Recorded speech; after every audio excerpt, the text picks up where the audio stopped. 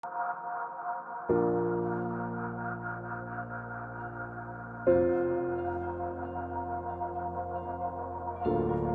parler du salut, il faut premièrement parler de la mort, de quelque chose qui puisse envahir l'homme. Et la mort a commencé depuis le jardin d'Éden. Dieu a dit à Adam, si tu manges de ce fruit, tu mourras certainement. Et il parle de la mort éternelle qui est l'enfer. Voici le diable a trompé Ève, Ève a trompé Adam, et tous deux sont tombés dans le péché. Donc, la mort éternelle était intervenue.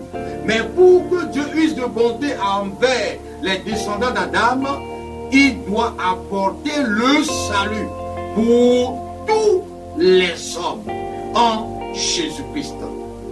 Quels sont donc les avantages que le salut procure à ceux qui croient en Jésus-Christ? À ceux qui croient en Jésus-Christ, le salut procure beaucoup d'avantages. Il y a d'abord les avantages spirituels et les avantages charnels.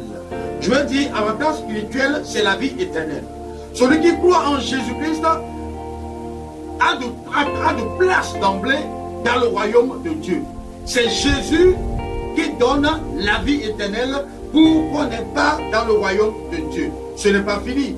Dans ce monde, aussi longtemps que celui-là vit encore, il a aussi des avantages spirituels. Si nous voyons, il a des avantages charnels. Si nous voyons dans Éphésiens 6, à partir du verset 14, tenez donc ferme, ayez à vos reins la vérité pour ceinture. Celui qui est sauvé, la vérité qu'il a sauvée devient une ceinture à ses reins. Revêtez la cuirasse de la justice. La justice qu'il a sauvée devient une cuirasse qui protège sa poitrine. Mettez pour chaussure à vos pieds le zèle que donne l'évangile de la paix. Celui qui est sauvé est protégé depuis les pieds. Et quelle que soit la coupe noire, ce sur quoi il va marcher, scorpion, serpent ou quoi, rien ne lui arrivera de mal. Prenez par-dessus tout cela le bouclier de la foi. La foi devient un bouclier pour celui qui est sauvé. C'est aussi un avantage avec lequel vous pourrez éteindre tous les traits enflammés du malin.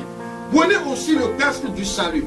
On nous exige de porter le casque si nous sommes à moto. En cas d'accident, la tête serait protégée. De même, celui qui est sauvé aussi a un casque spirituel, le casque du salut.